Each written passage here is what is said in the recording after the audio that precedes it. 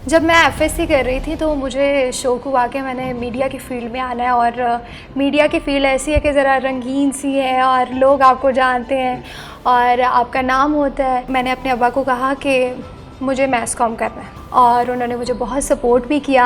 मैं हर चैनल पे नंबर पे कॉल करना, उन्हें सीवी भेज देनी। 6 सेमेस्टर में ना मुझे कॉल आई दुनिया न्यूज़ से। मैं बहुत खुश हुई। वहाँ पर हमारी ट्रेनिंग स्टार्ट हुई, हमने रिपोर्टिंग की। रिपोर्टिंग मैंने तकरीबन 2 साल की। मेरे घर वालों ने बड़ा सपोर्ट किया, मेरे अम्मा अब्बा ने सपोर्ट किया, मेरे भाई ने बड़ा सपोर्ट किया। मेरा छोटा भाई है। सपोर्ट हो घर वालों की तो आप कुछ भी कर सकते हो।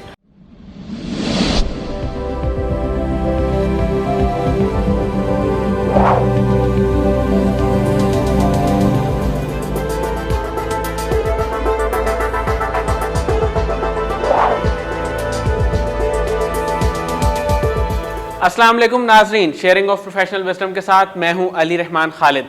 आज जो मेहमान हमारे साथ मौजूद हैं उन्होंने एफएससी की प्री मेडिकल सब्जेक्ट्स के साथ, उसके बाद इन्होंने सोचा कि क्यों ना ये मीडिया की फील्ड में आएँ और मैस कॉम करें और मैस कॉम के बाद रिपोर्टिंग और एंकरिंग के ज़रिए अर्निंग स्टार्ट करें।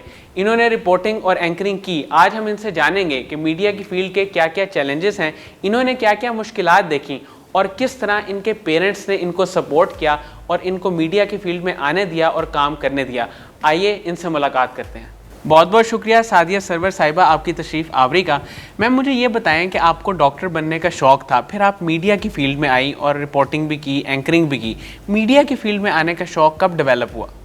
जब मैं एफएससी कर रही थी तो मुझे शौक हुआ कि मैंने मीडिया की फ़ील्ड में आना है। और मीडिया की फ़ील्ड ऐसी है कि ज़रा रंगीन सी है और लोग आपको जानते हैं और आपका नाम होता है। तो ऐसा हुआ कि मैंने अपने अब्बा को कहा कि मुझे मैस कॉम करना है। कहते हैं मैस कॉम करके क्या करना है, लेकिन मैंने एडमिशन ले लिया और उन्होंने मुझे बहुत सपोर्ट भी किया। और फिर ऐसा हुआ कि 3rd सेमेस्टर में 4th सेमेस्टर में मेरी कोशिश ये होती थी मैं हर चैनल पे नंबर पे कॉल करना, उन्हें सीवी भेज देनी। तो ऐसा हुआ एक दिन कि मुझे 6 सेमेस्टर में ना मुझे कॉल आई दुनिया न्यूज़ से। तो उन्होंने कहा कि मैम आपका ट्रेनिंग बैच शुरू हो गया। मैं बहुत खुश हुई और फिर मैं वहाँ पर गई। हम लोग 25 लोग थे और वहाँ पर हमारी ट्रेनिंग स्टार्ट हुई। हमें अख्तर अब्बास जो हमारे ट्रेनर थे उन्होंने हमें ट्रेनिंग दी और वहाँ पर हमें मुख्तलिफ़ टास्क मिलता था। हमने रिपोर्टिंग की और काफ़ी इंजॉय भी किया और मॉक रिकॉर्ड होते थे। फिर उसके बाद हमारी सिलेक्शन हुई। यकीन नहीं था कि हमारी सिलेक्शन हो पाएगी कि नहीं, लेकिन अगर आपके अंदर यकीन हो और आप मेहनत करो तो अल्लाह ताला आपको उसका अजर दे देता है। तो रिपोर्टिंग की और रिपोर्टिंग मैंने तकरीबन 2 साल की। फिर उसके बाद मैंने कहा कि सादिया जो तुम्हारा शौक़ था, जो तुम करना चाहती थी, तुमने उसी फील्ड में जाना है। तो फिर मैंने वहाँ से क्विट किया, रिज़ाइन किया और फिर मैं आई एंकरिंग में। मैंने स्टार्ट किया स्टार एशिया से और मेरे भाई ने बड़ा सपोर्ट किया। मेरा छोटा भाई है लेकिन बड़ा ही है और मेरे साथ जाता था और पूरे 8 घंटे उसने बैठना, मेरा वेट करना। सादिया नहीं कोई बात नहीं, तुम प्रैक्टिस करो, मैं बाहर बैठ के तुम्हारा वेट कर रहा हूँ। और उसने पूरे 8 घंटे गर्मी में बैठ के मेरा वेट करता था और मेरे घर वालों ने बड़ा सपोर्ट किया, मेरे अम्मा अब्बा ने सपोर्ट किया। देखिए अगर आपकी सपोर्ट हो घर वालों की तो आप कुछ भी कर सकते हो। मैम जब आप मीडिया की फील्ड में आई तो आपको मुश्किल सबसे ज़्यादा कौन सा काम लगा? सबसे मुश्किल काम ये था कि रिपोर्टिंग में काफ़ी चैलेंजेस थे। रिपोर्टिंग फील्ड ऐसी है कि आपको लड़की कम लड़का ज़्यादा बनना पड़ता है और उसमें ऐसे इवेंट्स होते थे कि हम लोग कहते थे कि हमने अपने डेस्क वालों को कहना कि ये इवेंट लड़कियों वाला नहीं है। वो कहते कि जब आपने ये फील्ड चुनी है तो आप लड़कियां लड़कों का नहीं कर सकते, आपने ये करना है। तो काफ़ी ऐसे इवेंट्स होते थे, जैसे अगर बारिश हो गई है तो पानी में खड़े होकर आपने एज लाइव करना है। अगर कोई भी इवेंट हो गया, एक दफ़ा ऐसा हुआ था कि पूरे लाहौर में ना कूड़ा ही कूड़ा था, तो वो कूड़े के अंदर खड़े होकर एज लाइव किया। उन्होंने कहा कि आपने करके लाना है, ये रिक्वायरमेंट है। तो चैलेंजेस भी थे, सीखने का मौका भी मिला, कॉन्फिडेंस भी आया और फिर उसके बाद एंकरिंग में आए। एंकरिंग में काफ़ी आसानी होती है, जब आप रिपोर्टिंग की फील्ड से आते हो तो एंकरिंग में काफ़ी आसानी होती है। मैम, हमारे जो यंग लोग हैं ज़्यादातर, वो सिर्फ मीडिया की चमक दमक देखते हैं और वो समझते हैं कि हम भी जाएंगे तो एंकर बन जाएंगे, एक स्टार बन जाएंगे। क्या ये दुरुस्त है? देखिए, काफ़ी जो नए बच्चे आते हैं ना, वो कहते हैं कि अच्छा जी हमें एंकर बनना है, हम बैठ जाएंगे एंकर बनना है। लेकिन सबसे पहले आपको एंकरिंग को समझना होगा, आपको करंट इश्यूज़ को देखना होगा कि एंकरिंग है क्या चीज़। अगर आपके करंट इश्यूज़ पे आपको ग्रिप नहीं होगी ना, आप ऐसे बैठोगे, आप सिफर हो गए, कुछ भी नहीं है। अगर आपके पास नॉलेज है, आप कुछ भी बोल सकते हो। तो सबसे पहले अगर आपने इस फील्ड में आना है तो आपको आपके जितने भी करंट इश्यूज़ हैं, आपकी ग्रिप होनी चाहिए, आपको नॉलेज होनी चाहिए, आपको पता होना चाहिए कि मुल्क में हो क्या रहा है, तो फिर आप आगे जा सकते हो। मैम, आपने इन चीज़ों को कैसे पढ़ा और कैसे प्रैक्टिस की? मैं, ऐसा होता था कि मैंने सारी रात बैठ के प्रैक्टिस करनी, और मेरे पास न्यूज़पेपर होता था और पूरा न्यूज़पेपर पढ़ के मैंने सोना होता था।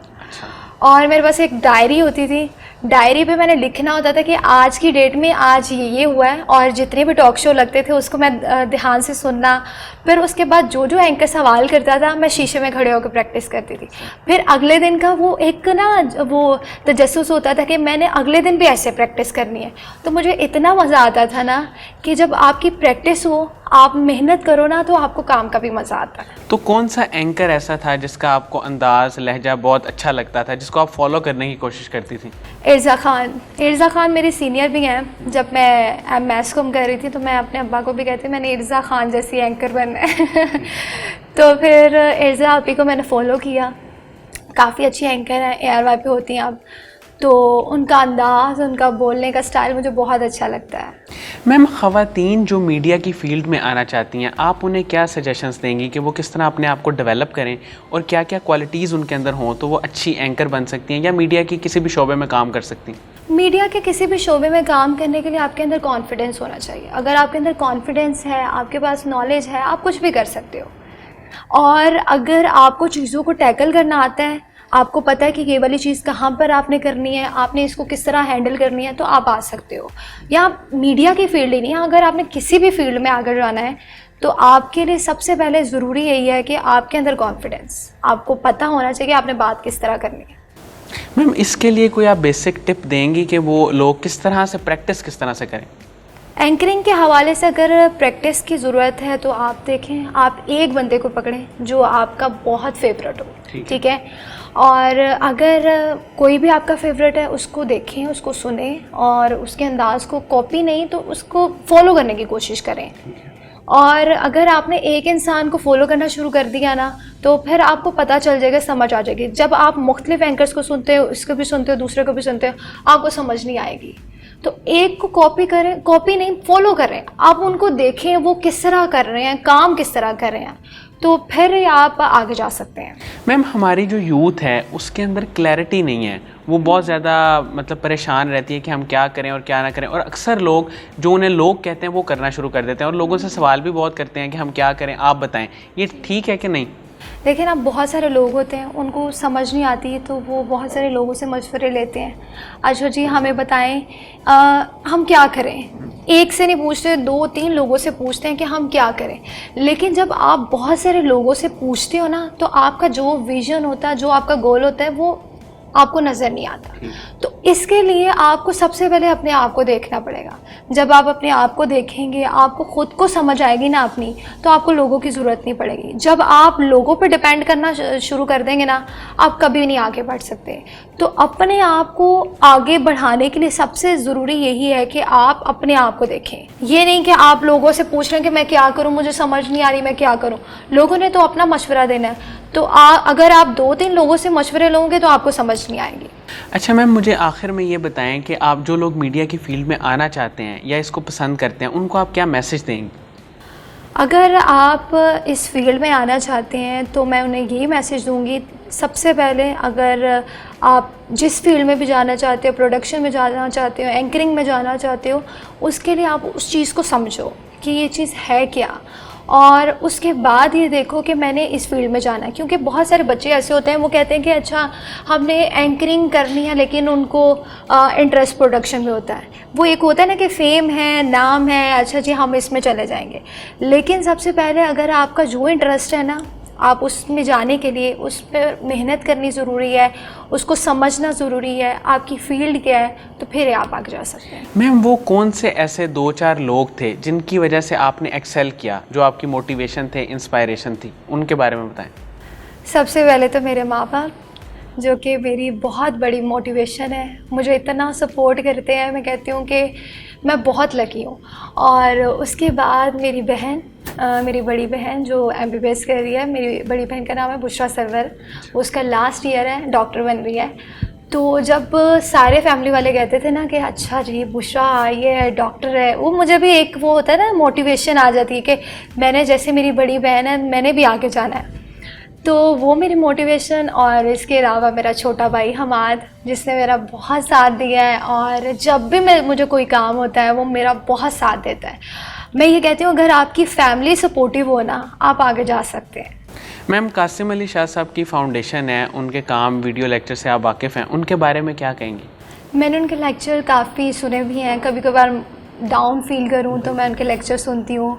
और ख़ास बात यह है कि वो अपनी हर बात को हदीस या आयत के साथ रिलेट करते हैं, जो कि सुनकर भी बड़ा सुकून मिलता है। तो जब भी मैं देखती हूँ, और उनका माशाल्लाह काम भी बड़ा अच्छा जा रहा है, बहुत सारे लोग हैं, बहुत सारे बच्चे ऐसे हैं उनकी वीडियोस को देखते हैं, फॉलो करते हैं, और माशाल्लाह बहुत अच्छा काम जा रहा है। मैम एंकरिंग और रिपोर्टिंग में ज़्यादा मुश्किल काम आपको कौन सा लगा और दोनों में फ़र्क क्या है? एंकरिंग और रिपोर्टिंग में मुश्किल काम तो ऐसा कोई नहीं है। अगर हर काम मुश्किल भी होता है, आसान ऐसे हो जाता है जब आप मेहनत करते हो, आपको काम करने का मज़ा आता है। बहुत बहुत शुक्रिया सादिया सरवर साहिबा आपकी तशरीफ़ आवरी का। नाज़रीन, मुझे उम्मीद है कि जो लोग मीडिया की फ़ील्ड के बारे में जानना चाहते हैं, उनके लिए इंटरव्यू इंतहाई मुफीद साबित होगा। बहुत बहुत शुक्रिया। अल्लाह हाफ़िज़।